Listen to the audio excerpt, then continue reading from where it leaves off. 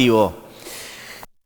La semana pasada sobreseyeron a Cristina Fernández de Kirchner en la causa memorando con Irán. Básicamente, primero, la causa del sobreseimiento es inexistencia de delito, ¿sí? ¿En qué se funda la inexistencia de delito? Principalmente en que el origen de esa causa era que se habrían dejado sin efecto las órdenes de captura internacional de Interpol, cosa que en la sustanciación de la causa se verificó que no era cierta. Entonces el argumento principal de la existencia de esa causa dejó de existir y en consecuencia el sobreseimiento salió por inexistencia de delito. Pero también fue muy importante a la hora de hacer los considerados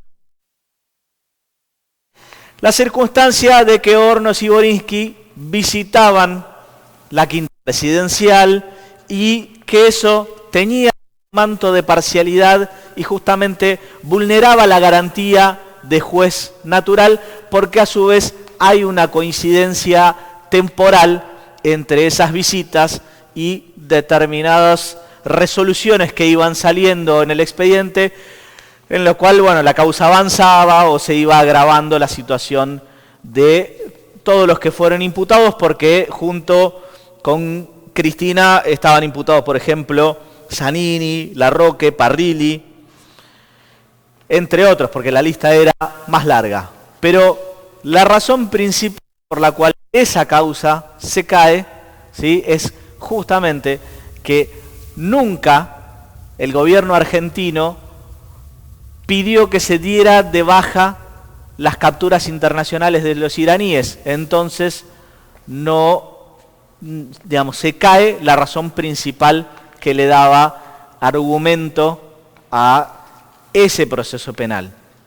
Algo similar ocurrió con Dólar Futuro, donde, por ejemplo, se verificó que no había ningún perjuicio para el Estado, sino que al contrario, el Estado había ganado plata. Y también sucedió algo similar con Cunitas, ¿sí? Y todas estas causas tenían la característica o el punto en común que tramitaban en los mismos juzgados, o sea, eran causas en las que resolvía Bonadío y después Hornos y Borinsky convalidaban todo lo que sucedía. Pero el tema central de la discusión hoy en día es la platita, ¿sí? Por el lado del oficialismo, bueno, está claro, es algo que lo vemos casi a diario. El objetivo es, de alguna manera, poner plata en el bolsillo de la gente y lograr alguna reactivación económica que se note para mejorar la performance de aquí al 14 de noviembre, ya queda apenas un mes. Y por parte de la oposición, justamente lo que se busca es tratar de alguna manera, denostar todas las cosas que se van haciendo, más allá de si son acertadas o no. Eso, en definitiva, lo va a decidir la gente y se verá cuando se cuenten los votos el 14 de noviembre. Pero, por un lado, todas las actividades que se vienen desplegando, por ejemplo, bueno, los aumentos que se fueron dando en planes sociales, las modificaciones en materia de ganancias, las exenciones al campo. Se trata seguramente de abarcar todos los sectores, algunos con más o menos acierto. Digo, el tema de los viajes de egresados recibió muy duras críticas, pero es válido el argumento de decir, bueno, justamente, es gente que tal vez sea el único viaje que haga en su vida. Entonces, una manera de igualar también es permitirle a quienes no tienen recursos que puedan hacer su viaje de egresados. Si no, estamos siempre en la Argentina de la desigualdad, en una Argentina en la que sobran alimentos para exportar, pero es carísimo comer en el país donde producimos alimentos para miles de millones de personas. Hay dos objetivos que tiene hoy el oficialismo, ¿sí? Uno es el de corto plazo, es de cara al 14 de noviembre y especialmente trabajar sobre dos provincias, que son La Pampa y Santa Fe, que es donde perdieron por menor diferencia, se juegan senadores, ¿sí? Porque uno de los grandes problemas es que si efectivamente perdieran seis bancas en el Senado, perderían la mayoría en el Senado y, bueno, naturalmente eso les generaría un problema en la Cámara Alta, donde nunca estuvo en la previa, en los planes, la posibilidad de que se perdiera esa mayoría. Entonces, bueno, van a trabajar puntualmente en esas dos provincias para tratar de recuperar los votos necesarios como para al menos 2 senadores de ahí no perderlos y de esa manera, bueno, mantener la mayoría en el Senado. El rol de la oposición es claro, es simple, tuvieron una muy buena elección en septiembre y naturalmente lo que van a hacer es criticar absolutamente todo lo que se haga de aquí al 14 de noviembre, que en definitiva es válido, están en campaña, falta un mes para las elecciones y es lógico que hagan eso, ¿sí? No tienen por qué proponer como por ahí dice Massa. La verdad es que en este momento los que tienen que proponer son los que gobiernan. En general funciona así la democracia. Lo que sí para mí puede hacer peligrar la democracia es el avance de la ultraderecha. Y en esto, si podemos ver en pantalla la imagen de lo que se dio en estas últimas semanas, que el oficialismo tome medidas o manotazos de ahogado, que la oposición critique a diestra y siniestra, no me parece algo preocupante, me parece lógico justamente en época de campaña. Lo que sí me parece preocupante es el avance de la ultraderecha. ¿Por qué? Porque la ultraderecha no es democrática. Porque lo que está avanzando no es la libertad, es el fascismo. ¿Y por qué digo esto? Bueno, si podemos ver en imagen, hace unos días nomás, para una entrevista de la red Globo de Brasil, donde país que preside Bolsonaro, donde la derecha sí que avanzó, le preguntan a Milei si él está a favor de la reciente, podemos decir la reciente, tiene apenas un año, ley de aborto de la Argentina. Y él dice que no, porque es un defensor de las dos vidas. Ahora, van al extremo de preguntarle, incluso si se tratara de una niña de 10 años violada, ¿usted está en contra de ese aborto? Sí, porque respeto todas las vidas. La vida de la niña de 10 años violada seguramente no merece respeto. Tiene que seguir sufriendo y martirizándose porque la violaron, seguro usaba una pollera cortita. Ese defensor de la vida, no de la libertad entonces, porque no hay libertad de elegir, libertario raro, ese defensor de la vida, de todas las vidas, tiene en su tuit oficial del partido una foto donde no conmemoraron el asesinato del Che Guevara. Que de última no hubieran dicho nada, está bien, son antagonistas ideológicos. No, pusieron una foto para que todos sus seguidores se hagan un festín celebrando la muerte de aquel que está en las antípodas. Eso no es libertad, eso no es ser libertario, eso es ser fascista. Así comienza Encuentro Informativo.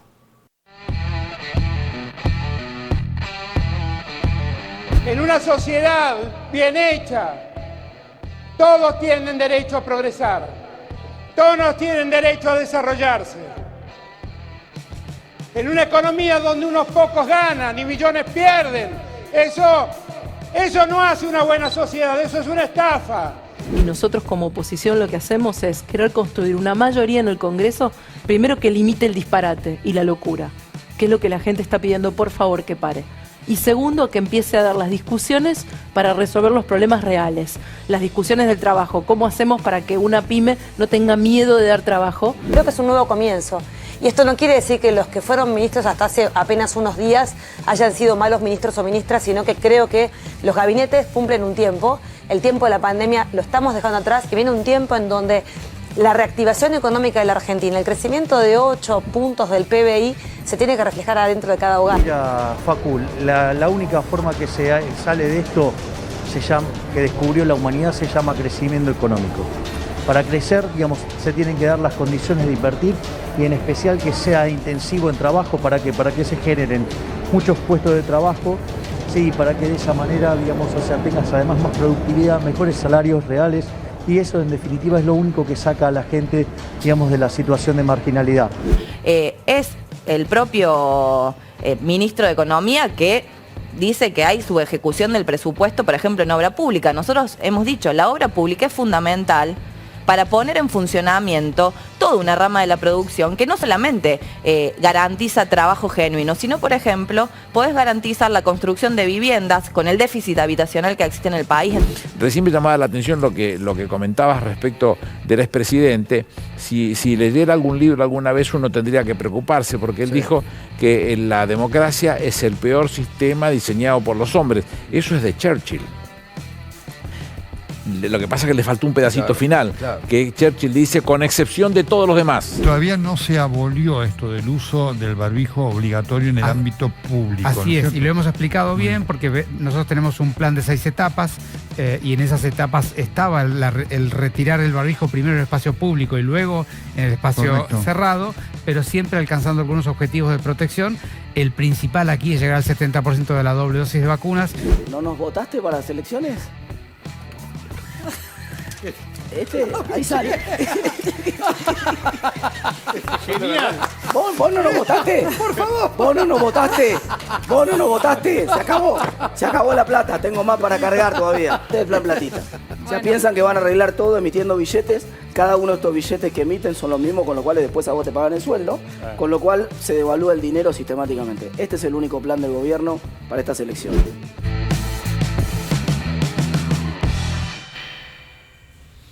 Bueno, estamos ahora con Alejandro Bodart. La verdad que es un placer tenerte acá nuevamente, ahora ya después de las PASO. Bueno, gracias. Igualmente para mí. Lo primero que te quiero preguntar es, ¿el único plan del gobierno de acá al 14 de noviembre es, como dice Tetaz, emitir? Yo creo que, lamentablemente, creo que lo peor de todo lo que viene después es el acuerdo con el Fondo Monetario, porque creo que eso es lo que nos va a condicionar completamente y lo que va a obligar a nuevos y más duros ajustes para pagar una deuda que yo considero que es ilegítima y que no habría que pagar. Entonces, bueno, eso mismo dijo en su momento el presidente cuando asumió, pero... Bueno, mintió, incluso acaba de hacer una declaración en estos actos ahora, ¿no? Un poquito asesorado con este nuevo asesor que tienen de campaña, diciendo que ellos le van a decir no a la deuda.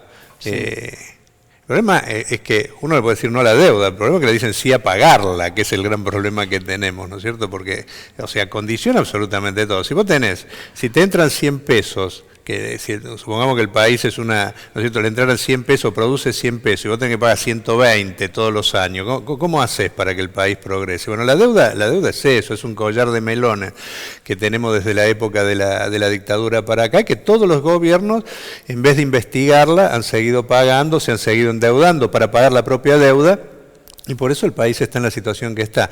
Y lo que se viene es peor porque este acuerdo que va a legitimar la deuda que dejó el macrismo, ya se legitimó la deuda con los bonistas, porque ya se negoció, ¿no es cierto? O sea, con el Club de París se negoció, bueno, nos va a condicionar por 100 años a no poder levantar cabeza. Por eso nosotros somos el único sector, el Frente de Izquierda, que propone no mentirle a la gente, no decirle que se van a solucionar los problemas mientras se paga esta estafa. Nosotros somos claros, no hay que pagar más, y todo ese dinero hay que volcarlo a salud, educación, a volver a reconstruir el aparato productivo, que es la única forma de terminar con la inflación y con la especulación. Esa es una de las discusiones que siempre, de un lado, del otro, estamos todos de acuerdo, hay que reactivar la economía.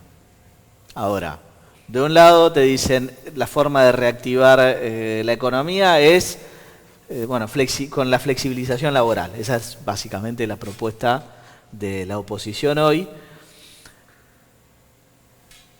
Y la verdad es que en un país en el que lo que triunfa más es la especulación, prueba de eso es que en los Pandora Papers estamos entre los primeros 5, cuando claramente no tenemos los primeros 5 millonarios del planeta. No sé, a mí me da miedo que se pueda flexibilizar. Bueno, yo incluso te agregaría algo más a lo que vos decís, porque sí, evidentemente hacía mucho tiempo que no se veía, ¿no es cierto?, a sectores políticos hablar abiertamente de la flexibilización laboral. Era palabra, ¿no es cierto?, se le intentaba hacer, pero entre 4 paredes. Ahora se empieza a hablar, ¿no?, como Tetá, bueno, toda la gente de Juntos por el Cambio, que siempre lo han opinado. Ahora, hay otro problema, que es que, por ejemplo, en Toyota, sí, en la fábrica de Toyota de Zárate, se acaba de firmar un convenio flexibilizador propuesto por la dirigencia del ESMATA, que es del Frente de Todos y que va a ser parte de los que le organizan el acto el 17 de octubre en apoyo al presidente. Por lo tanto, yo creo que nosotros desde el Frente de Izquierda somos los únicos que claramente tenemos una posición con relación a eso. Nosotros creemos que no solo que no hay que flexibilizar más, ¿no es cierto?, el trabajo, sino que al revés, hay que volver a discutir derechos que se han ido perdiendo durante todos estos años, porque hay una precarización enorme, tremenda. El Estado es el principal precarizador, porque la mayoría de los empleados estatales, por ejemplo, son contratados,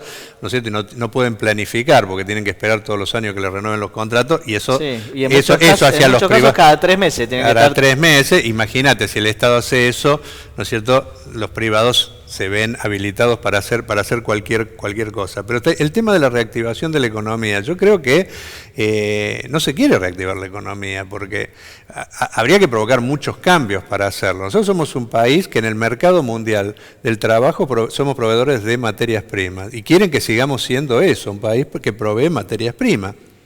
Y no ha habido ninguna política, ¿no es cierto?, para trasladar la riqueza del campo a la industrialización. Para eso se tendría que empezar por una reforma agraria, en primer lugar. Supuestamente eso es lo que anunciaron Domínguez y Fernández, de que ese acuerdo nuevo que firmaron con el campo tenía que ver con darle valor agregado a la materia prima para de esa manera generar puestos de trabajo.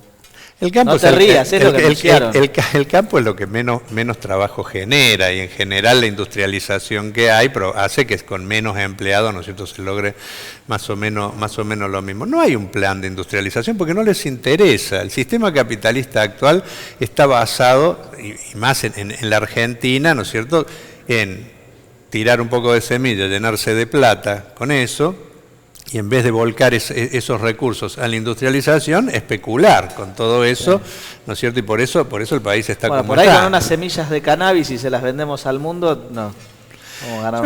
Yo creo que es importante porque la población está muy descreída de la clase política tradicional, por eso surgen hasta estos Milei, ¿no es cierto?, que hablan, dicen cualquier pavada, ¿no es cierto?, y tienen eco en un pequeño sector, sobre todo los sectores acomodados de la capital, pero que refleja un problema, porque hay un gran descreimiento, la cantidad de gente que no fue a votar en las elecciones, la gente que votó en blanco o anuló el voto, y tiene que ver con que volvió la democracia, se dijo que con la democracia se comía, se curaba, se educaba, cada vez la salud está peor, la educación está peor, hay 50% de pobreza, un país proveedor de alimentos. Sí. las industrias se han ido achicando cada vez más, cada vez falta el empleo. Y yo creo que tiene que ver con una clase política que en esto no hay grieta para mí, no hay grieta, porque la grieta es entre el 1% que gana fortunas y el 99% que sufre y que va a ser pobre dentro de un tiempo. Yo creo que tiene que ver con que no hay voluntad política de tocar los intereses que haría falta tocar para que realmente el país despegue. Por ejemplo, en el campo, 1.100 familias son los dueños del 40% de la tierra más fértil en la provincia de Buenos Aires. No hay ninguna posibilidad que ningún país progrese así, porque esa gente acumula, pero y después se dedica a especular, está en todos, ¿no es cierto?, los paraísos fiscales, la guita para no pagar impuestos. Ahí hace falta una reforma agraria y capturar esa renta para volcar esos recursos a crear industrias, a recuperar el ferrocarril, a recuperar nuestra flota mercante. Pero bueno, pero hace falta gente que quiera hacer esto y no la casta política tradicional que es socia, cómplice de tanto de la oligarquía del campo como de los grandes ricos, ¿no es cierto? Estás como Milei, que él hablaba de la casta política, ahora que está analizando el acuerdo con Patricia Bullrich ya... No, sí, pero él defiende el 1%. Él habla para defender ese 1% que haga lo que quiera. Nosotros somos los que queremos terminar con ese 1% para que toda la riqueza se distribuya entre el conjunto. Se redistribuya. Tenemos una pregunta ahí de Jorge Alfonso. Bueno, me llama poderosamente la atención que critiquen diciendo casta política o utilicen el abanderamiento de Milei cuando realmente todos pertenecen a la misma casta política. No creo que ningún partido en este momento tenga la solución para que la Argentina salga adelante. En vez de criticar el pasado, criticar los nuevos políticos que vienen, jóvenes como Milei, no es santo de mi devoción, pero por lo menos lo respeto, no hay que discriminarlo. Creo que hay que tener cuidado porque obtuvo la tercera columna dentro de lo que era el espacio político, primero y principal. Segundo, el gobierno está en este momento evaluando la posibilidad de postergar tanto con el Fondo Monetario como con el Club de París para pagar la deuda del capital en el año 2024. ¿Ustedes qué podrían llegar a proponer en el caso de que estén dentro de la bicameral y dar alguna opinión al respecto para que salga una ley que favorezca a los necesitados, que son los que justamente no pueden llegar a fin de mes para solventar todos los gastos de cada uno en su casa, ¿no? Yo arranco por el tema de la deuda. Yo creo que es un gran verso lo que dice el gobierno, porque lo que está haciendo mientras dice, para tratar de ganar un voto ahora, ¿no es cierto?, que no va a aceptar los condicionamientos del fondo, no, o sea, todo pavada. Cuando se termine las elecciones se va a firmar y se va a firmar una barbaridad, porque ya lo han dicho, y en eso no hay grieta. O sea, hasta Cristina, por ejemplo, dijo que la propia plata, los 4.000 millones de dólares que el propio fondo distribuyó entre todos los países por el COVID, tiene que ir a pagar deuda. Lo del Club de París no es que se está discutiendo, ya se pagó, este año se le pagó al Club de París. Hay 5.000, Bogar, discúlpeme, o sea, hay 5.000 millones de deuda, hay 5.000 millones de dólares que se tenían que pagar, 1.000 de intereses punitorios y resarcitorios, creo que hay 3.300. Nosotros estamos en contra de que se pague $1. Nosotros somos categóricos desde el Frente de Izquierda. Me parece que ni un dólar más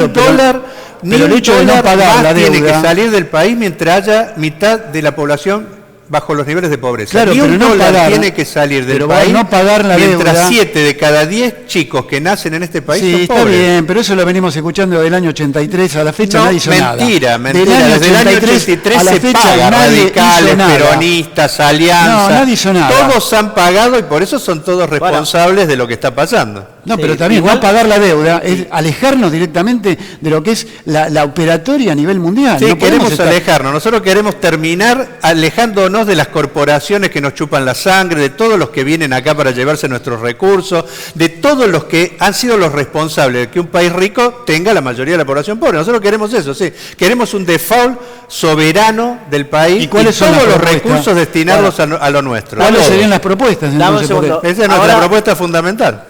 Vamos a ver un informe sobre la protesta en el Ministerio de Desarrollo, justamente por el tema de los alimentos.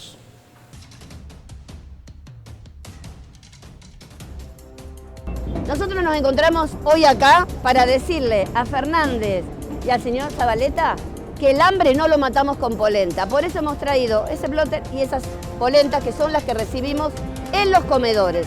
Esto tiene que ver con una gran compra que hicieron en febrero y después en julio de 600 toneladas de polenta. Ese es un problema, porque la ingesta de los compañeros se basa en polenta y en sémola.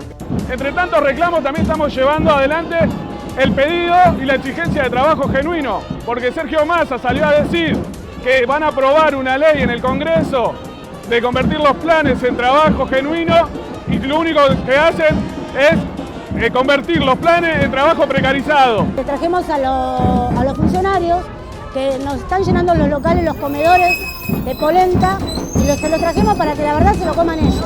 Necesitamos tener carne, verdura, pollo, artículos de limpieza que no tenemos alcohol, no tenemos detergente, no tenemos lavandina, no tenemos nada. No hay trabajo genuino y la gente está muy enojada por eso, porque tienen que recurrir a un plan, pero tampoco lo dan este gobierno. Este gobierno no hace nada más que llevar polenta a los comedores. Disminuyendo, en realidad, la posibilidad de una dieta que puedan comer los compañeros y nuestros pibis, algo que sea un poco mejor para la vida, ya que tenemos una crisis terrible, económica, social, donde el pueblo le demostró a Fernández que ya no va más la situación así. Ese es un tema. Lo otro es que cada vez que acordamos algo con estos ministerios, no lo cumplen. Nosotros lo que le estamos pidiendo es que cambien la variedad y la cantidad de la comida. Lo otro que le estamos pidiendo es que nuestros compañeros cobren las altas que ellos acordaron, que es el único sustento que puedan tener. Le decimos sí al trabajo genuino por convenio, no al trabajo precarizado que quieren meternos hoy más en la ley. Bueno, siguiendo con la pregunta de Alfonso, ¿cómo salimos de esto? Bueno, yo evidentemente no profundizando los problemas como dando más se polenta, reflejó ahí. Que no. Lo que es tremendo es que después del palizón electoral que recibió el gobierno, en vez de sensibilizarse un poco, siga con esto, porque esto fue posterior a las elecciones, no es antes, no es que por las elecciones cambian. Ahora, la semana pasada. Por eso, la semana pasada. Entonces, muestra que es un gobierno completamente insensible a las problemáticas, ¿no es cierto?, concretas que viven los que menos tienen.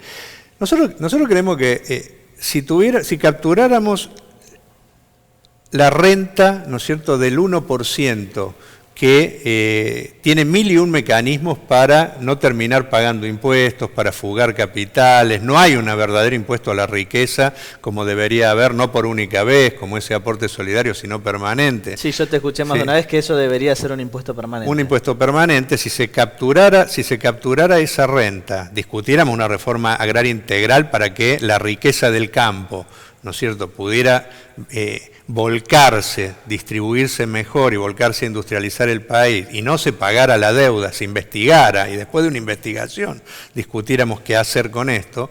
Es una estafa, se va a demostrar que la pagamos 50 veces, de que mucho de ese dinero no entró al país, etcétera. Pero si con ese dinero, lo primero que nosotros creemos que habría que hacer es un gran plan de obras públicas. Primero porque hace falta, el país está muy atrasado en infraestructura, eso facilitaría las condiciones para después industrializar, pero podría empezarse por un plan de vivienda masivo. El problema de la vivienda es un problema tremendo, ¿no es cierto? Eso generaría empleo, podría reactivar diversas industrias. Nosotros eso lo acompañaríamos con otra reforma laboral en un sentido positivo, no como la de los Milei y cosas, sino la de rebaja de las horas de trabajo. Nosotros queremos 6 horas de trabajo con igual salario. Como en España, por ejemplo. Sí, como se está discutiendo en todo el mundo, porque hoy las 6 horas son lo que en su momento fueron las 8 horas. Hoy ha aumentado la productividad de manera tremenda, pero eso no se ha visto en una mejora, ¿no es cierto?, para el trabajador, sino todo lo contrario. Aumenta la ganancia fruto de más productividad, pero encima se despide gente, porque hoy lo que un trabajador hace el mismo trabajo que hacían 3 o 4, a lo mejor hace unos años. Entonces nosotros queremos que todo esté al servicio de mejorar la vida de la gente, no de un pequeño sector que utiliza cada recurso, cada avance en beneficio propio, mientras se aumenta la desocupación, la miseria, la precariedad laboral. Entonces hay salida para el país, pero hay que discutir cuáles son las prioridades. ¿La prioridad es la deuda externa o la prioridad es la gente? La prioridad es seguir garantizándole ganancias extraordinarias al 1% o terminar con eso y distribuir la riqueza. O sea, este es un país rico, no es un país pobre. Hay países pobres que no tienen la suerte que tenemos nosotros, que a lo mejor son de un monocultivo, no tienen la posibilidad, ¿no es cierto?, de desarrollarse. Acá tenemos todos los climas, tenemos tierras que son fértiles en casi todo el país, o sea, tenemos energía, o sea, tenemos de todo para ser un país que pueda solucionar los problemas de su gente. Producimos alimentos, vos lo decías en tu editorial, para más gente de la que vive, sin embargo se muere de hambre la mitad de la gente. O sea, el problema es de decisión política al servicio de quién se tiene que trabajar. Existe una casta política, nosotros lo venimos diciendo antes de que a Milei se le ocurriera hablarlo. Es una casta política que administra los negocios del 1%. Ese 1% les paga las campañas electorales, por lo tanto, cuando gobiernan para ellos, no para el conjunto de la población. Y en esto no hay grieta. Por supuesto, podemos decir que la gente Juntos por el Cambio son los dueños directamente que mandaron a sus hijos a tratar de que se apoderen del aparato del Estado. Pero los otros del peronismo son en realidad los representantes también, tal vez son más empleados que dueños, pero trabajan para el mismo objetivo. Y por eso crece la pobreza y la miseria en este país, y por eso pasan los años, y siempre hay cada vez más pobres, cada vez más miseria, cada vez más indigencia, cada vez más falta de trabajo. Entonces, llegó el momento de cambiar, pero el único que propone un cambio es el Frente de Izquierda, porque nosotros tenemos claro que hay que tocar intereses y sabemos de qué lado vamos a estar, porque acá no se puede estar de los dos lados del mostrador. O se está con ese 1% o se está con las mayorías populares. Y si se está con las mayorías populares, hay que ponerle fuertes impuestos a esta gente, que hay que castigar duramente a los que fugan, tenemos que discutir suspender los pagos de la deuda y volcar todos los recursos hasta sacar a la gente de la pobreza. Se puede sacar, pero bueno, por eso tiene que votarnos a nosotros, que somos los únicos que defendemos al pueblo trabajador. El resto son todos unos chantas que le van a mentir en los días que quedan, y después se van a olvidar absolutamente todas las mentiras que hicieron al otro día, como usted lo sabe, y por eso tiene una bronca bárbara. Ahí tenemos una pregunta de Oscar Echarren. Gracias, Juan Pablo. No, ahí Bodarte hablaba de lo que es la fuga de capitales o la fuga de dólares. La fuga de dólares también es, digamos, la gente de clase media que guarda los dólares debajo del colchón y no se anima a invertir o a tomar un empleado más para su negocio, para su comercio, para su estudio jurídico también puede ser. O sea, lo que no hay en Argentina es la confianza. Tendría que haber una especie, como veníamos hablando antes de entrar al programa, una división o digamos una diferencia entre lo que son las pymes y las grandes corporaciones o las multinacionales. Yo creo que hay que dividir un poco, ¿no? Una cosa es la gente que sabe que en este país la inflación le come el salario y todo, y que tiene la posibilidad de comprarse $10 y lo guarda. Esa es una situación. La otra es de los grandes ricos del país que fugan capitales para no pagar impuestos, o porque muchos de esos dineros que capturan son ilícitos, porque acá, digo, los contrabandistas y todo, no pensemos que gente marginal que vive en una villa, no están en Puerto Madero mucha de esta gente. Entonces, son dos situaciones distintas. Por supuesto, una cosa son las grandes corporaciones, después las pequeñas y medianas empresas, pero la discusión fundamental para mí es que no se puede igualar las cosas. No tiene que ver una cosa para mí con la otra. Nosotros tenemos que discutir cómo los grandes evasores del país, cómo capturamos ese dinero que se ha hecho a partir de trabajo argentino, pero que está en algún lugar para no pagar impuestos, para no colaborar con la salud, con la educación, con vivienda, con infraestructura. Bueno, eso es un delito y por lo tanto hay que ser durísimo, pero no va a pasar nada. Por ejemplo, están en el Congreso las 2.400 empresas que han fugado dinero, ¿no es cierto?, en los últimos años. Están los nombres, o sea, no es que se van, no hacen un túnel para sacar la plata por abajo. No, como tenemos una banca perforada completamente porque es privada, cuando nosotros creemos que habría que nacionalizar la banca para que todo el control lo tenga precisamente el Estado, como hay que nacionalizar el comercio exterior para que un grupo de vivos no nos traten de vender los alimentos al mismo precio que lo venden afuera, porque termina siendo un negocio. Todas esas medidas que habría que tomar. Entonces se sabe dónde están, quiénes son. Pero bueno, vuelvo a insistir.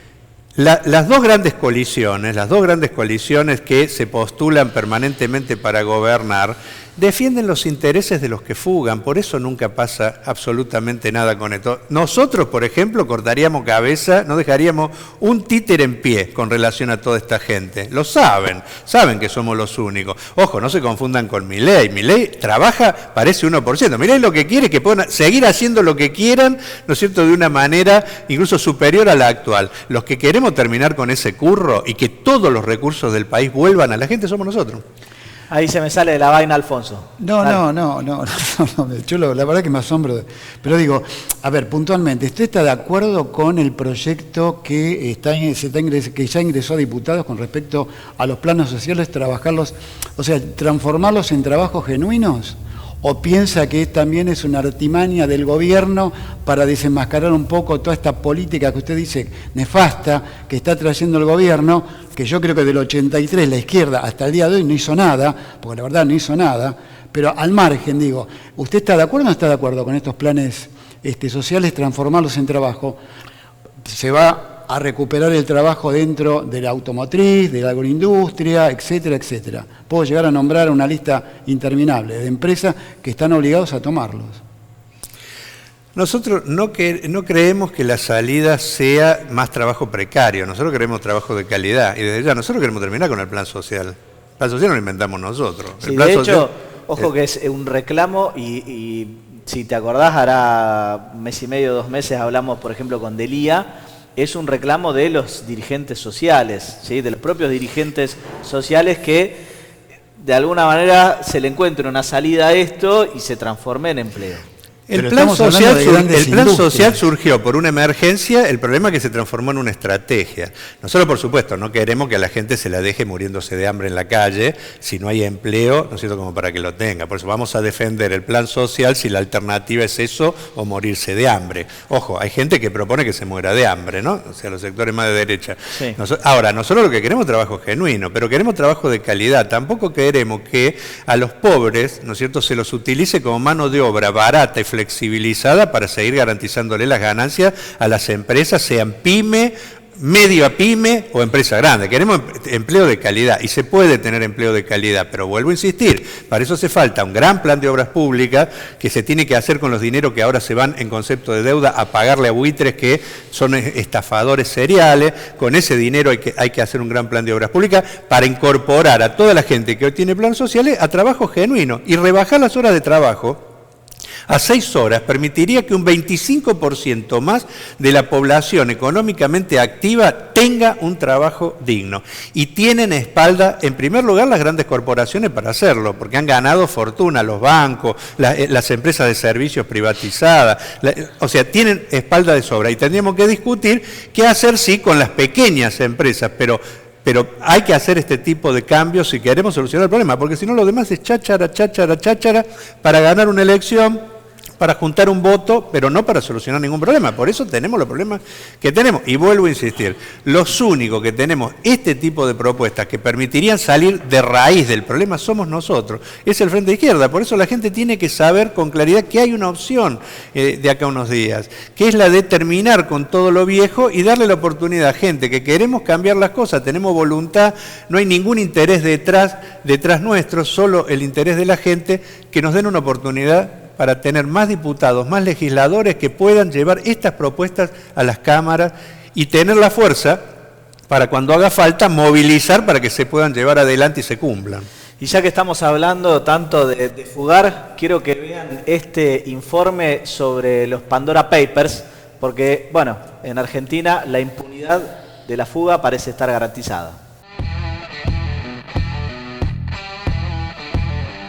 En principio no es delito tener dinero en un paraíso fiscal, sí lo es si no lo declaras en tu país. Ocurre que la gran mayoría no lo declara en su país porque ese es el chiste, ¿no? Mandar dinero afuera, ya sea para no pagar impuestos o para ocultar dinero negro, ¿sí? Dinero que puede venir desde cualquier rubro, desde la corrupción política, desde el narcotráfico, lavado, cualquier dinero que tengas y que no puedas justificar, bueno, una de las vías es mandarlo afuera. Ahora veamos quiénes son algunos de estos argentinos nombrados. El primero, Daniel Muñoz, ex secretario de Néstor Kirchner, murió sin ser juzgado mientras era investigado por lavado de dinero de la corrupción.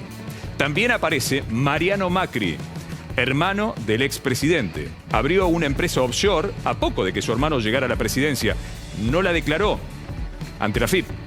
Dice porque era para un negocio que no se concretó. Recordemos, hubo alguien que habló de esto en su momento, era Laura Alonso, titular de la Oficina Anticorrupción, que dijo, no es un delito en sí mismo tener una sociedad offshore o una cuenta fuera del país. ¿Eso es real? Sí. A ver, si solamente te quedas con esa foto, y claro, no hay delito ahí. ¿Cuál es la parte ilegal? ¿Para qué? ¿No contarlo? ¿Para ¿No qué, declararlo? ¿Para qué uno abre una sociedad offshore en un paraíso fiscal, en una guarida fiscal o como quieran llamarle, para evadir impuestos, básicamente? Que Argentina forme parte del podio fue algo impensado. Cuando nosotros comenzamos a investigar Pandora Papers, fue allá por noviembre del año pasado, sabíamos que había muchos documentos de Argentina, porque ya teníamos una idea de que eran, de los 12 millones de documentos había como 54.000 que nombraban a Argentina, pero nunca pudimos imaginar que íbamos a estar en el ranking de los 5 países con más beneficiarios finales, con sociedades offshore de todo el mundo. Pero aparecen otros que ya están investigados. Sí. Un secretario de Néstor Kirchner, Daniel Muñoz, que ya tiene antecedentes de haber tenido propiedades ocultas en Estados Unidos. Todo Daniel Muñoz mucho es Miami, Estados Unidos. Sí. Y un financista que se llama Ernesto Clarence, vinculado con José López, el de los bolsos. Sí. Bueno, y además de eso aparecen jugadores de fútbol que sobre todo en Europa se ve que una parte le pagaban en negro de los sueldos. Ángel Di María, Mascherano.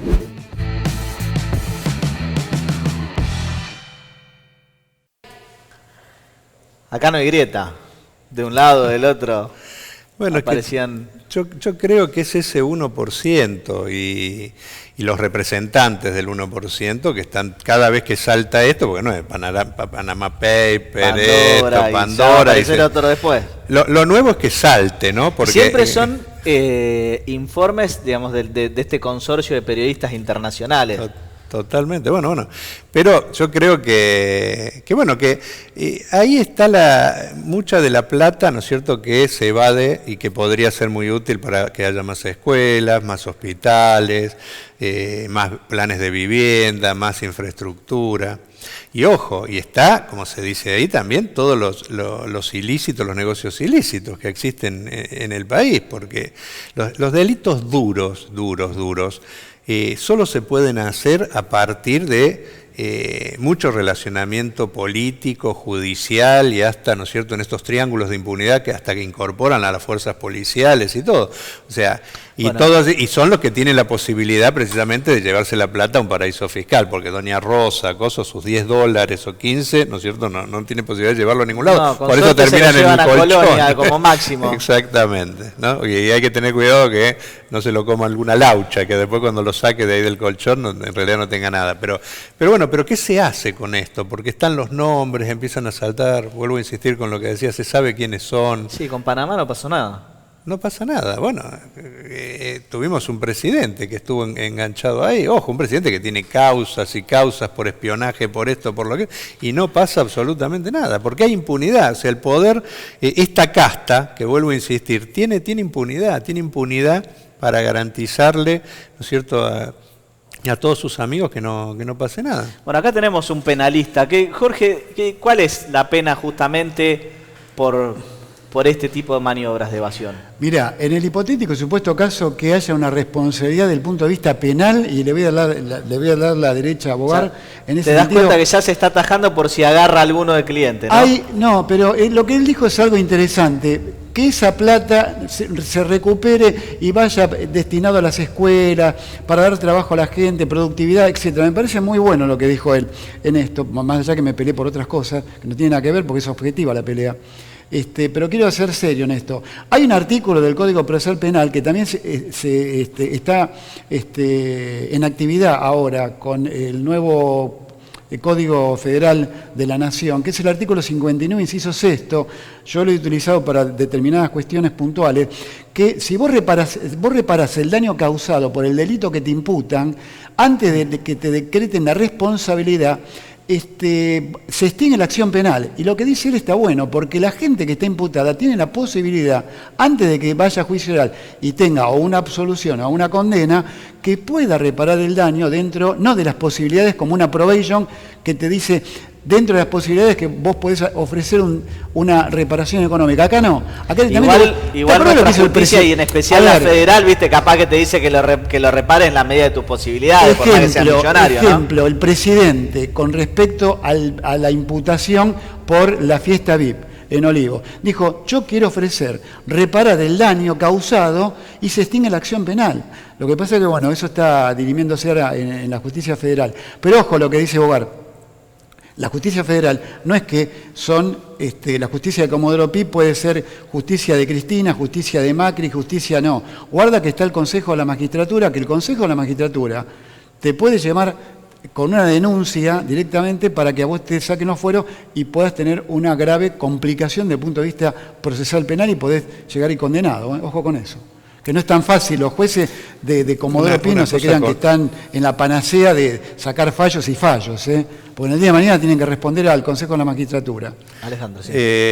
Yo creo que hace falta una reforma integral de la justicia, porque yo sinceramente creo que hasta que no podamos elegir jueces y fiscales por el voto directo en una elección separada, hasta que no se termine esto de jueces eternos, ¿no es cierto?, que hasta que mientras siga el sistema, que más allá de todas las pequeñas reformas que se han hecho, es la clase política la que pone al juez o lo saca, no va a haber una verdadera justicia. Esta es una justicia clasista y que en general defiende al 1%, y que por lo tanto por eso las cárceles están llenas de ladrones de gallina y ninguno de estos de guante blanco, que son los verdaderos ladrones, los verdaderos responsables de la situación que tiene el país, terminan presos. Entonces yo creo que esa es parte también de una de las propuestas del Frente, una reforma integral que pasa por la elección, por jurados populares absolutamente para todo, para quitarle al juez la posibilidad de que sea el que él decida. Bueno, hoy en día donde se implementa es solamente para los delitos más graves, homicidios. No, eso, pero tiene que ser global. Tenemos que instaurar algo que, ojo, está desde hace 100 años en la Constitución y que tardó hasta para empezar a aplicarse en determinado lugar, tendría que ser parte de la regla. Si hace falta tendría que terminarse. Sí, ya estamos casi más cerca de los 200 años. De los 200, bueno, digo. Pero por eso, entonces creo que es parte de los problemas que tenemos. Por eso termina en nada, ¿no es cierto?, casi todo, porque acá, entre una justicia que es adicta al poder, una casta política que defiende ese 1% y sus propios privilegios, y muchas veces las fuerzas de seguridad que son parte del delito, porque acá no hay mafias al estilo italiana, ¿no es cierto?, porque esas mafias las incorpora las próximas fuerzas represivas. Bueno, por eso tenemos los problemas que tenemos. Y tomo esto que decías justamente de que los jueces tienen, digamos, su ideología y su partido para pedirle al Alfonso. Y si no te eligen, si la casta política, vos no sos una persona que le va a demostrar cierta fidelidad a este sistema, nunca vas a ser juez. Sos juez si pasás por ese filtro. Yo he sido diputado, o sea, conozco cómo se elige. Entonces es la sesión más larga de todo el año, porque el toma y daca, dame 3 jueces, te tiro uno, o sea, así se resuelven todos. Es la única decisión que toman en el Congreso que no la pueden revocar con una ley posterior. Quería preguntarte, Jorge, justamente, ¿cuáles fueron las razones por las cuales la causa de memorándum terminó de la manera que terminó? Bueno, era lógico que iba a haber un sobreseimiento, pero no porque sea Cristina Kirchner. Vamos a recordar al fallecido Héctor Timerman, ¿no?, que lamentablemente tuvo que sufrir los avatares de algunos intereses políticos, pero bueno, más allá de todo, yo creo que se hizo justicia, realmente hay que creer en la justicia, hay que creer en algunos jueces. Esto ya lo había determinado uno de los jueces en la etapa de instrucción. Todo proceso penal tiene 3 etapas distintas. En la etapa de instrucción ya había dicho que no había delito y justamente tuvieron que esperar a que el Tribunal Federal número 8, integrado por jueces probos, a los cuales yo conozco y soy amigo personal, puedo llegar a decir que realmente estaban frente a una inexistencia de delito. Algunos pueden compararlo con una especie de inconstitucionalidad, decir, era algo inconstitucional y eso rozaría el encubrimiento por ser un delito. No, nos acordamos... Bueno, la inconstitucionalidad se plantea en otro ámbito, no en la justicia penal, eso está claro. No, se plantea en la justicia penal, pero vayamos al hecho de cuando Alfonsín dirimió dos cuestiones puntuales, que era punto final y evidencia de vida, también se podía haber pensado que estaba encubriendo con un delito determinadas acciones, sacando esas leyes. Pero digo yo, acá fue algo muy puntual. No hubo, porque en ningún momento las alertas se pudieron bloquear, bajo ningún concepto. Y lo que era interesante de todo esto eran las alertas. Yo entiendo que Bogar hable de castas políticas desde el punto de vista judicial, pero hablemos de grupos judiciales de interés que tienen el interés de algunos políticos, pero no llamemos a toda la justicia casta política desde el punto de vista judicial. Bien. Me interesa esto que planteabas justamente con respecto a la justicia. Vos decís que se elijan por el voto popular. Ahora, vos tenés un problema, que es el siguiente. Desde la Constitución tenés la garantía del juez natural, que es justamente un juez donde va a tramitar tu causa, que tiene que, digamos, está ocupando ese juzgado previo a que tu causa, digamos, inicie, ¿sí? Que está bien, si se reemplaza dentro del mismo juzgado no estaría vulnerado, pero digo, elecciones, por ejemplo, no sé si tienen algún proyecto, pero elecciones cada cuánto, porque además nuestra justicia con el sistema actual es lenta, entonces dentro de esa propuesta habría que ver cómo hacer las cosas, porque cambiaría de juez y no sería peor y más lenta. Bueno, nosotros primero creemos que todo esto habría que discutirlo en una asamblea, ¿no es cierto?, constituyente, libre, soberana, y otros cambios más que hacen falta en el país. Por lo tanto, sí, es un cambio más de fondo, ¿no? Y ahí se tendría que discutir, por ejemplo, cada cuánto hacerlo y todo. Pero la esencia para mí de lo que nosotros proponemos es que no puede ser que el propio sistema político sea el que termine eligiendo a los jueces y sea a través de ese mismo mecanismo que se los saque. Nosotros queremos participación del pueblo en todas las decisiones. Incluso hay otro argumento, que vos no me lo tiraste, pero a mí me lo tiran en algunos lugares. Bueno, pero mirá cómo vota la gente, ¿no es cierto? Y no se equivocaría de nuevo votando. Mira, yo prefiero que, primero que yo creo que la gente no se equivoca en general, sí, sino que...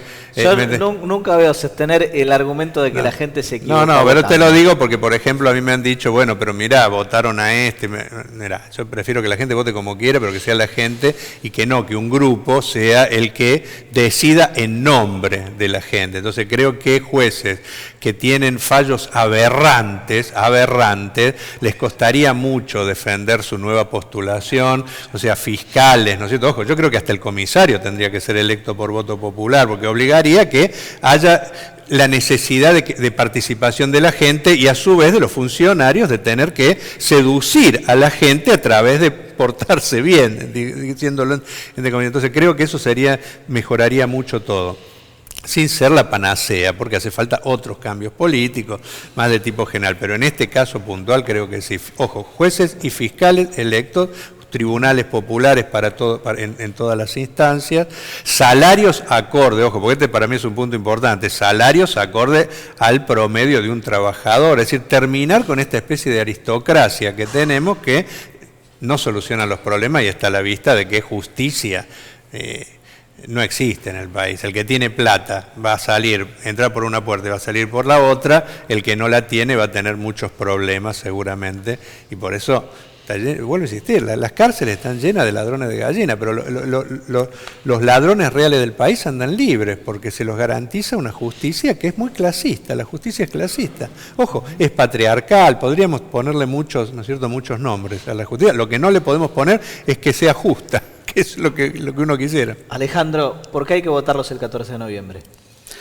Por muchas cosas, ¿no? En el programa yo fui explicando algunas de nuestras propuestas, tenemos muchas más, pero yo creo que, o sea, estamos en la situación que estamos tocando fondo porque hay responsables y son los que nos han gobernado durante prácticamente desde de la dictadura para acá, y son más o menos los mismos, con otros nombres, los que se proponen tanto del Frente de Todos como de Juntos por el Cambio.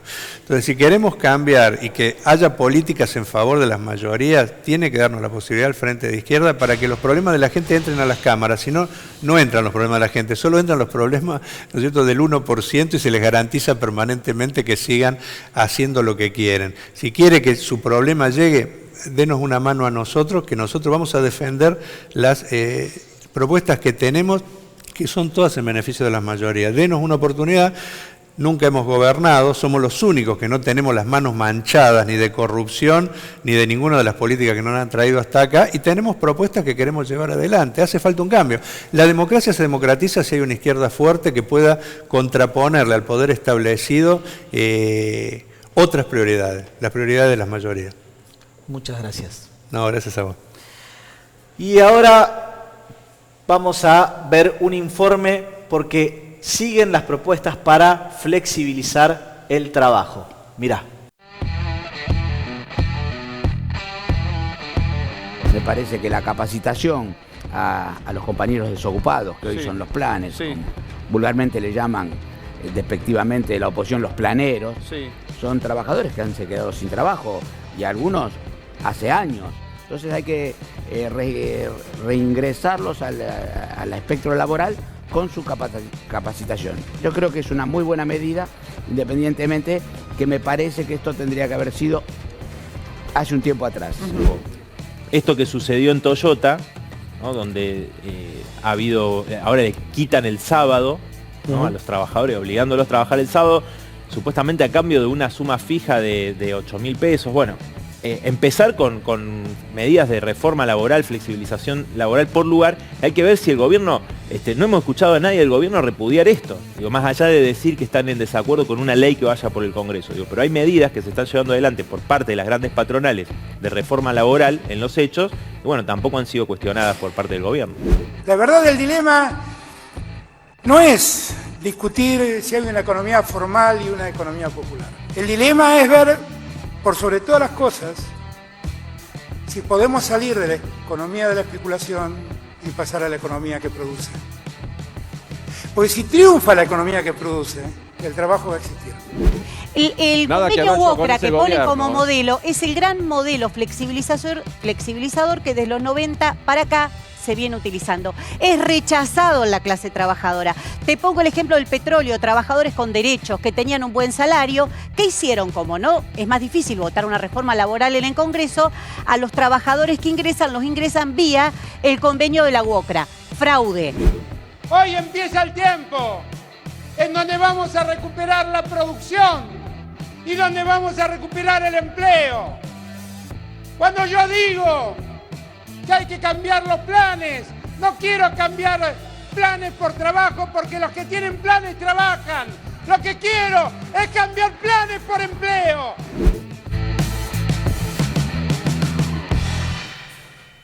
Estamos ahora con Ingrid Urrutia. Ella es delegada general de ATE ante el INCA, el Instituto Nacional de Cine y Artes Audiovisuales. Y Artes Audiovisuales, Sí, sí. bien. Nunca me termina de salir, a pesar de que cada vez que uno va al cine, siempre lo ves, toda la sigla, pero bueno. Sí, sí. Bueno, interesante tema, el de la precarización. La verdad es que está extendido en todos los ámbitos laborales. En el nuestro en particular se nota porque, digo, el 27% de los trabajadores en el país hoy tiene un grado de precarización laboral. Sí. Quizá puedo hablar de los dos sectores. En el sector audiovisual, además, viene con un impacto bastante negativo, que es el de la pandemia, el del parate de la industria. 2020 fue durísimo. Y es una industria muy abarcativa, que tiene o mueve alrededor de 100.000 puestos de trabajo en todo el país, con desarrollo en distintas provincias también. Bueno, ahí también se ve el monotributo, el trabajo que es parcial. Monotributo te referís a digamos, el trabajo que en realidad están disfrazándolo de monotributo, ¿sí? O sea, una relación laboral de dependencia, pero bajo la forma del monotributo. Sí, claro. Claro, y que además en el Estado, yo soy trabajadora del Estado, en ese organismo, también hay gran cantidad, por ejemplo, en el sector público hay alrededor de 3 millones de trabajadores en todo el país. 300.000 pertenecemos directamente al Estado Nacional, como organismos, ministerios y demás. Hay 70.000 trabajadores que hoy están bajo distintas formas de contratación, es decir, de precarización, con contratos que prestan locación de servicio, pero sus trabajos son diarios y cotidianos, cumplen horario de lunes a viernes. Total, las mismas características que tiene un convenio colectivo de trabajo. Sin embargo, no tiene los mismos derechos, y así hay distintas modalidades en todo el país. Hace muy poco, el año pasado, una de las medidas que tomó el gobierno, que todavía no se cumple, es que 29.000 trabajadores del Estado iban a pasar a planta permanente, que es lo que siempre reclamamos en los distintos sectores, y les exigimos también a las conducciones sindicales que se pongan a la cabeza de ese reclamo. Bueno, hasta la fecha no ha habido, y que uno podría decir, bueno, en el Estado, donde es el gobierno quien maneja recursos humanos, donde esos tiempos se podrían acelerar tranquilamente, bueno, no sucede. La verdad es que sí se nota que en las condiciones de precarización quienes están más perjudicados siguen siendo los jóvenes, que hoy el 70% de la juventud tiene un trabajo precario, y las mujeres y los migrantes también, se notan en distintas ramas. Así que, bueno, así estamos. Hoy la verdad es que nuestro principal reclamo es el de tener las condiciones laborales, pero también lo salarial, que va un poco de la mano, porque la precarización también trae detrimento del salario, no solo de las condiciones laborales. Y la verdad es que en el sector el 80% de los trabajadores del Estado está bajo la línea de la pobreza, que hace muy poco, el mes pasado, el INDEC dio los números del primer semestre, de 68.000 es la línea de pobreza aproximadamente, bueno, el 80% estamos por debajo. De hecho, te puedo dar dos preguntándole a compañeras de referencia, por ejemplo, en el Ministerio de Agricultura, una categoría promedio, una D, con 8 años de antigüedad, 47.000 pesos de bolsillo.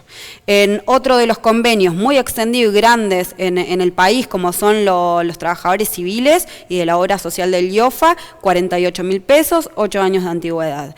Hoy sabemos que en el AMBA o en Capital, con eso, un monoambiente está a 29.000 pesos. Así que bueno, esa es la situación que atravesamos. Bien. Ahí, bueno, quiero preguntarle a Oscar Echarren, que es abogado laboralista, ¿qué ves vos, digo, hoy en tu estudio, de la gente que te va a consultar? ¿Cuántos son justamente trabajadores precarizados? Ya sea por mala registración, porque están directamente en negro. Precarizados, y la mayoría. O sea, básicamente lo que hay es una falta de registración total, falta de registración parcial, digamos, registración tardía, todos los casos de la Ley 24.013, la Ley Nacional de Empleo. Y en función de eso, bueno, también hay gente que no está, digamos, registrada, le perjudica en los accidentes de trabajo, no puede reclamar a la compañía de seguro, la RT, que está para responder. A veces le registran el salario, digamos, mínimamente, y en función de eso se multiplica la fórmula polinómica de la Ley de Riesgo de Trabajo, la 24.557. O sea, le perjudica un montón de cosas al trabajador. Pero bien, y decime, cuando eso vos vas y, digamos, lo planteas en tribunales, está claro que vos tenés una instancia previa de conciliación donde se puede llegar o no a un acuerdo. Pero cuando vos recurrís a los tribunales, en todos estos casos que, digamos, vos tenés o el trabajador en negro o con deficiente registración, ¿cuántas son las veces, si podés establecer algún porcentaje, ¿no?, en las cuales, digamos, todo esto lo reconoce la justicia y ordena pagar la indemnización correspondiente?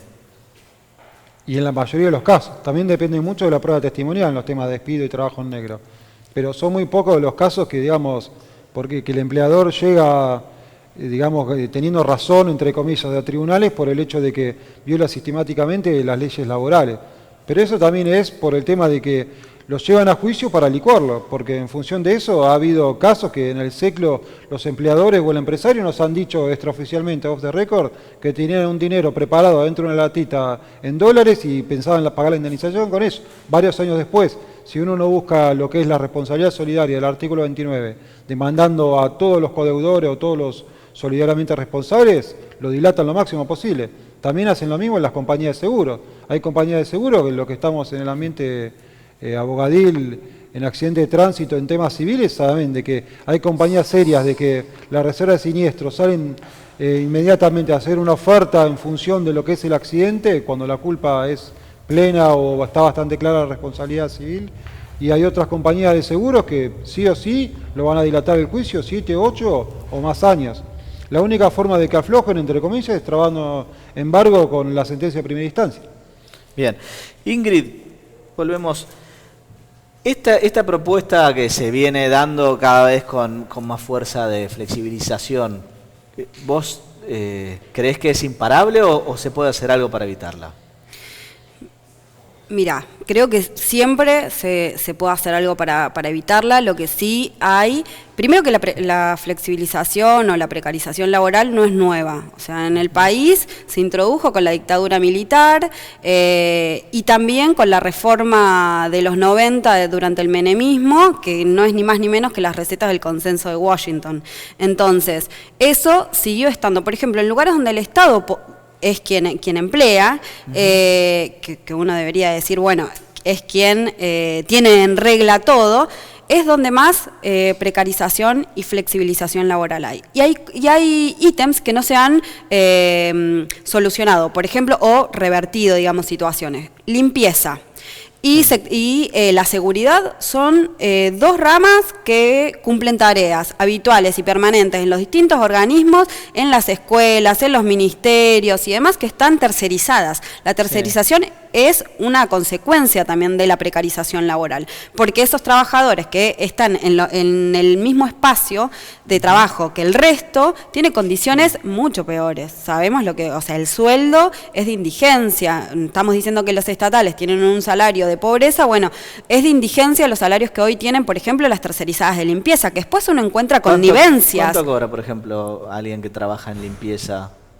33.000 pesos es el promedio y que se ha flexibilizado, o sea, se ha deteriorado mucho más. ¿33.000 con qué carga horaria? Y la carga horaria son de 6 horas, de 8 horas, son turnos rotativos, dependiendo el sector de trabajo. O sea, en definitiva son cargas que no le permitirían. Y la tener seguridad otro tiene empleo, mucho más. Sí, no, porque la verdad es que en la salud, por ejemplo, una enfermera tiene varias jornadas de trabajo. No tiene una porque no alcanza. Entonces, por ejemplo, una de las consecuencias de la pandemia y del trabajo remoto, al menos en el Estado, ha redundado en mayores trabajos, en pluriempleo. Así que esos son básicamente uno de los problemas que enfrentamos. El gobierno tiene mucho por hacer, pero la verdad es que está, al igual que varias de las conducciones sindicales, profundizando esta línea en lugar de resolverla. Sacó un plan hace poco. Esa necesidad de recurrir al pluriempleo también justamente profundiza el problema de que se sigan precarizando los salarios. Sí, el año pasado las conducciones sindicales de la CTA y la CGT firmaron convenios a la baja de reducción salarial, se está avanzando en reformas de distintos convenios. Escuchaban el informe que hicieron sobre lo que pasa en Toyota, que muchos de los trabajadores no iban a trabajar los fines de semana porque les sacaban el impuesto a las ganancias. ¿Qué hizo el ESMATA? Que además está alineado con el gobierno, su conducción sindical. Lo que hicieron fue flexibilizar el convenio colectivo de trabajo para que esos trabajadores que trabajan de lunes a viernes pasen a trabajar también los fines de semana por menos salario, etcétera. Bueno, eso pasó con el acuerdo YPF-Chevron, que todos los petroleros del sur, yo soy neuquina, pasaron a trabajar bajo convenios de la UOCRA. Y también va de la mano con muchos negociados. Porque no nos podemos olvidar lo que pasó en el ferrocarril con las tercerizadas de Pedraza, que terminó en un juicio, en la cárcel de ese dirigente. ¿Qué es a través del asesinato de Mariano Ferreira en manos de una patota sindical. Pensé que me hablás del... Del sur-sur. No, de acá de los ferroviarios. ¿Qué sacó a la luz? El negociado que existe con las tercerizadas y la precarización laboral. Y fundamentalmente ahí están los jóvenes. Ese es el otro problema, que hoy la única salida y se vuelve un círculo vicioso es que la juventud está condenada a tener trabajos que no le garanticen derechos sociales básicos.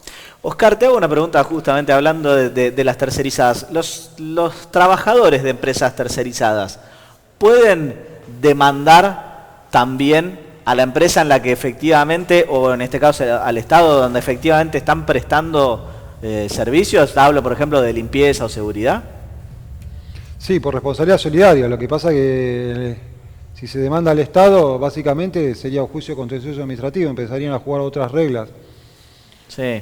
Ahí lo que tenés que hacer, digo, como estrategia, es tratar de mantenerlo dentro del fuero del trabajo, ¿no? Pelear la competencia. Sí, por supuesto, porque hay administrativistas que son muy especializados en los que hacen, pero son juicios que nunca se pueden conciliar porque tienen por ley prohibido conciliar juicios. Eso pasa, por ejemplo, en los temas laborales que son contra el fisco de la provincia de Buenos Aires, en La Plata. El fisco tiene prohibido por ley conciliar. Sí, el Estado en general no a sentencia de primera instancia en provincia de Buenos Aires y aparte, bueno, seguramente siempre lo que hay que hacer es la ejecución de la sentencia, porque lo siguen licuando con la tasa pasiva digital que hay en provincia.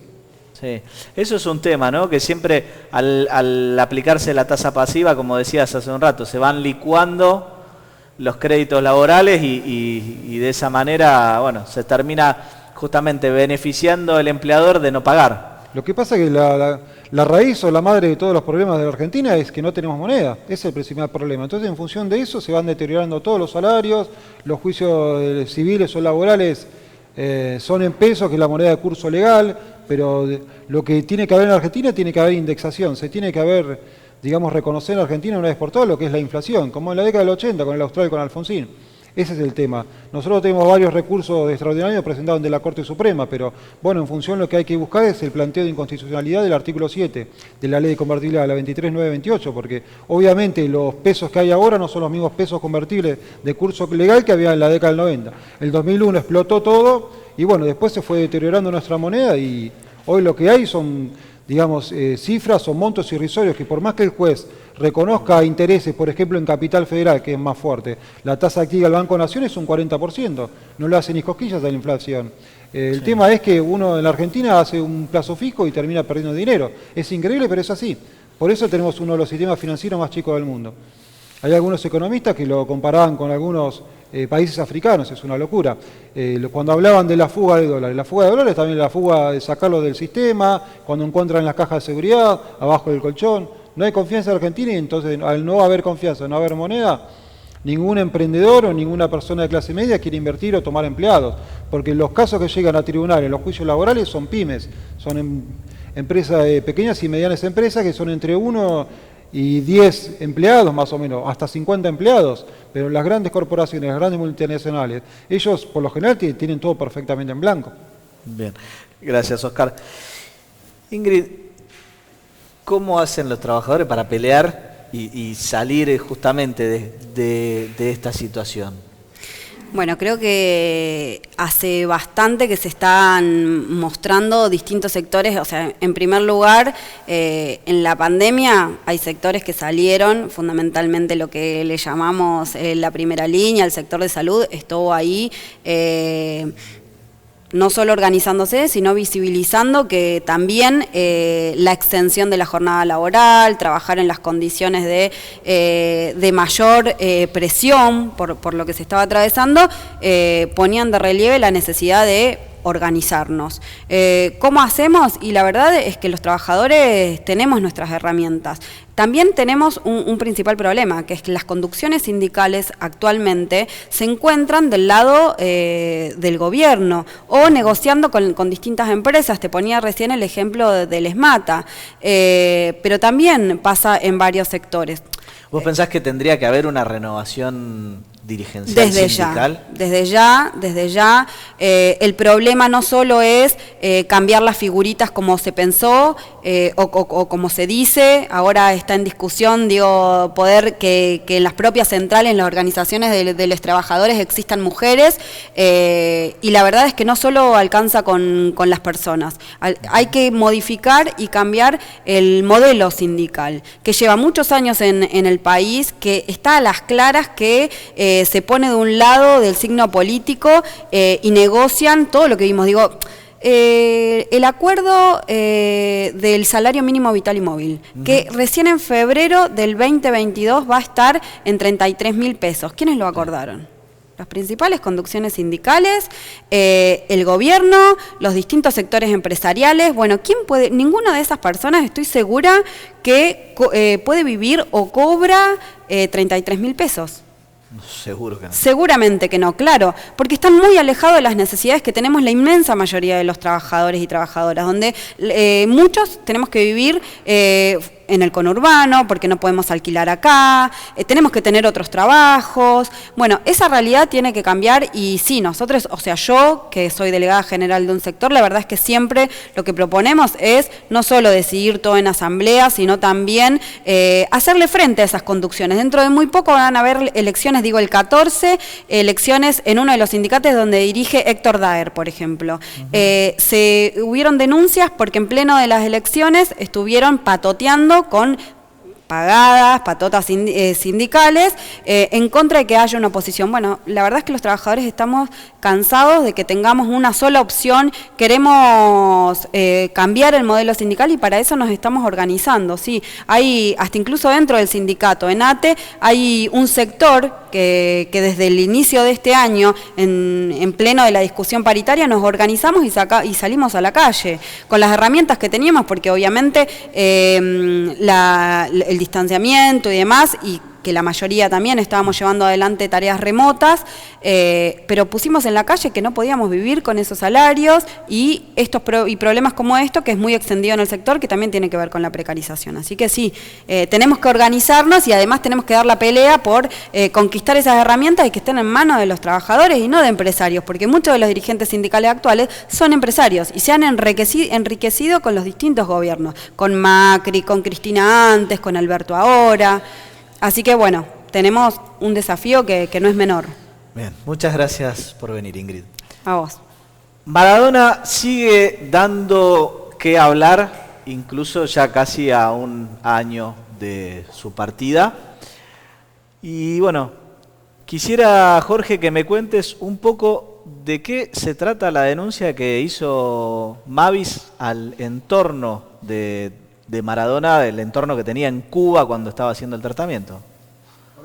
La verdad que es muy a mi pesar, tengo que decir que tanto por parte de los colegas Scotti y Marano, que presentaron una denuncia ante el Fuero Federal, que interviene Julián Recolini, juzgado 10, Secretaría 20, y hay otro, el juzgado número 3 de Rafecas, se está dirimiendo la competencia.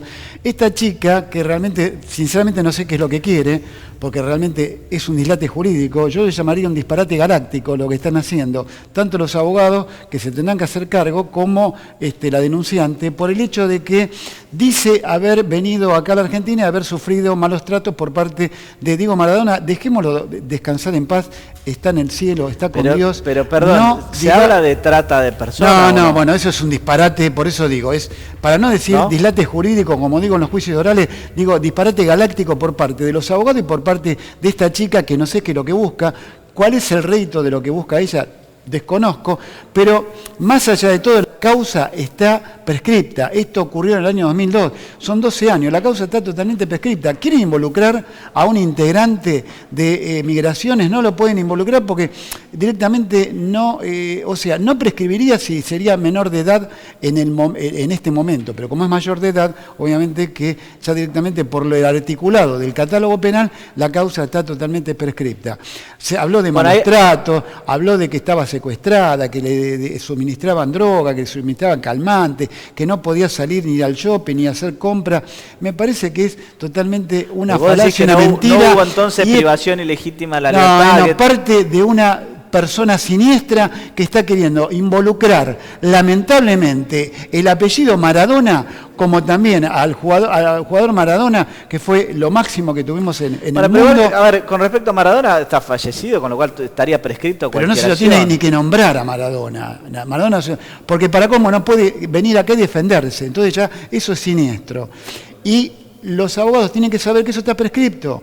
Por más que involucren a un funcionario de migraciones que firmó un Pirilo, no me acuerdo el apellido en este momento, sí. Sería para inhabilitarlo, pero no para que la causa no siga el rumbo de la prescripción, porque está prescripta la causa. Pasaron más de 12 años. Recordemos, Jorge, que en algunos casos se han hecho de todos modos los procesos aun cuando esté prescripto. No sí, es así. Sí, se ha habilitado. Con menores de edad sí. Con menores de edad sí, con mayores no. Con menores de edad sí, con mayores no.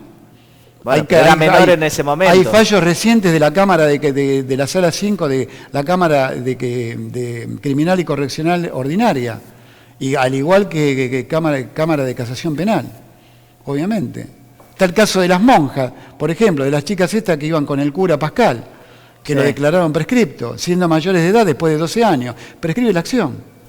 No hay forma de volver todo esto atrás, pero aparte estamos hablando de dichos que no están corroborados y vamos a dejar que cada uno, en el hipotético supuesto caso que se han llamado a la justicia, realmente al tener que exponer y hacer el descargo pertinente, harán su defensa como corresponde. Es una cuestión de derecho. Bien, pasamos a otro tema. Oscar, se viene hablando mucho, de distintas opciones o propuestas de flexibilización laboral. ¿En qué, hay algún proyecto, alguna propuesta concreta, más allá de lo que vemos por ahí mediáticamente que esbozan algunos candidatos, porque no se puede dar empleo en este país? Y propuestas siempre hay, ya ha habido varias propuestas, sobre todo en la administración del anterior color político de Macri, pero lo que pasa es que así la situación no da para mucho más. Hay 40% del país que está en negro, trabajadores en negro, no tienen cobertura de seguro, de riesgo de trabajo, no tienen obra social. Todo lleva a eso la ley, porque si bien nosotros siempre defendemos al trabajador, hay que tener un criterio de realidad que la ley Centeno del año 74 tiene más de 50 años, o sea, tiene que haber una reforma, sobre todo con las nuevas modalidades tecnológicas que hay, Rappi, Uber, Pedido Ya. Bueno, seguramente vamos a seguir hablando de este tema. Se acaba el tiempo lamentablemente, así que les agradezco por estar ahí y nos vemos la semana que viene con mucho más Encuentro Informativo.